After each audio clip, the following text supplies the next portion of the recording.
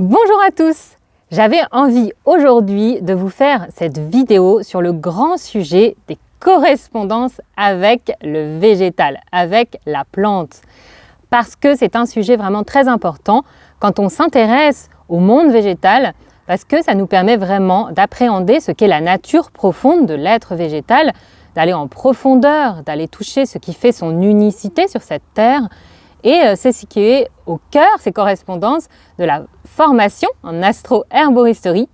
Et je lis parfois des articles ou des posts à propos des correspondances plante-élément ou plante-planète. Et je trouve vraiment ça très intéressant parce que c'est de plus en plus abordé, tous ces articles, ces posts, avec le cœur, avec cet espace du cœur en reliant le cœur et l'esprit. Mais ce que j'aimerais vous inviter à voir ici, à percevoir ici et à garder à l'esprit, c'est que pour moi, le végétal est un être multidimensionnel qui reçoit des influences multiples. Il n'est pas ça ou ça. Il est composé de multiples dimensions, de multiples couches énergétiques qui vont s'adresser à différentes parties de notre être. Et aussi d'observer votre mental, d'observer que votre mental, notre mental à tous, il aime simplifier, il aime faire des simplifications, il aime catégoriser, il aime ranger, classer le végétal parce que, ouf, ça fait du bien, on fait de la clarté. Ça fait sens en plus, donc on peut ranger cette plante, la classer dans la catégorie feu ou dans la catégorie plante saturnienne par exemple ou lunaire. Or, la nature, le monde végétal ne fonctionne pas du tout comme cela. Pourquoi ? Parce que le végétal est un être vivant, c'est un être organique, c'est un être complexe, nuancé, c'est un être paradoxal, extrêmement complexe, qui reçoit, comme je le disais, différentes influences.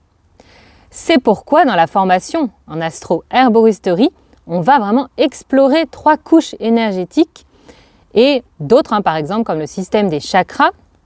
Mais ces 3 couches nous permettent déjà de toucher cette complexité et cette nature profonde, cette unicité du végétal et de comprendre que c'est un véritable langage.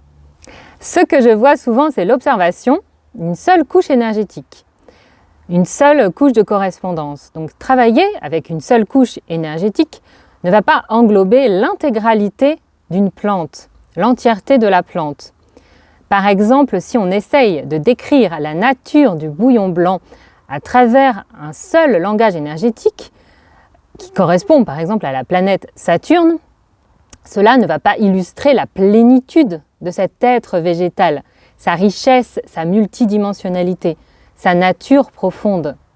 Les signatures énergétiques dans les correspondances doivent, pour moi, refléter la totalité de la plante et non une partie.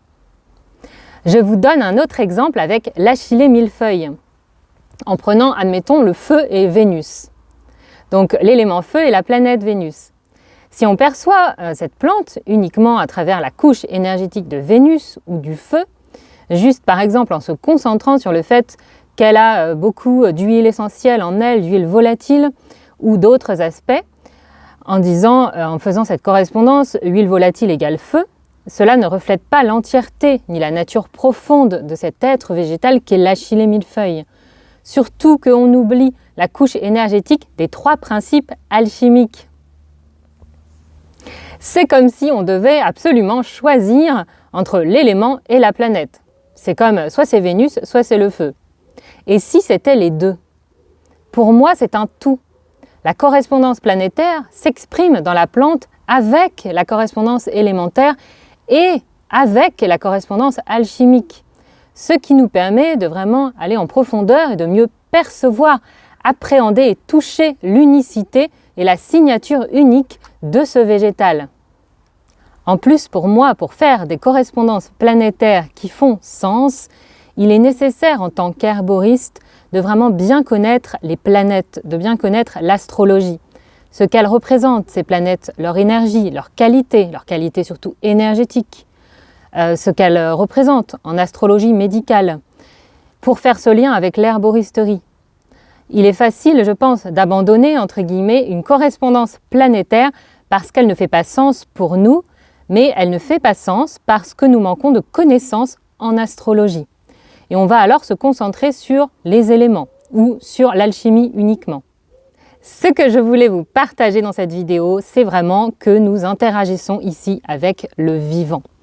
Donc si vous êtes perdu par rapport à ça, que ça vous rend confus ou confuse, que vous vous dites que ça paraît complexe ou compliqué, oui, car le végétal est un être organique, est un être vivant et complexe, et non, car c'est vraiment toutes les clés que je vous explique et je décrypte pour vous dans la formation en astro-herboristerie.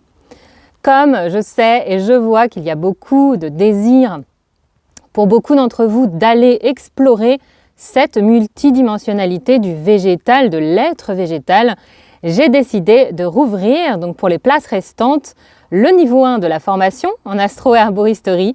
Vous pouvez donc rejoindre le groupe déjà formé jusqu'au 15 février. Dites-moi ce que vous en pensez en commentaire et contactez-moi pour toute question. À bientôt!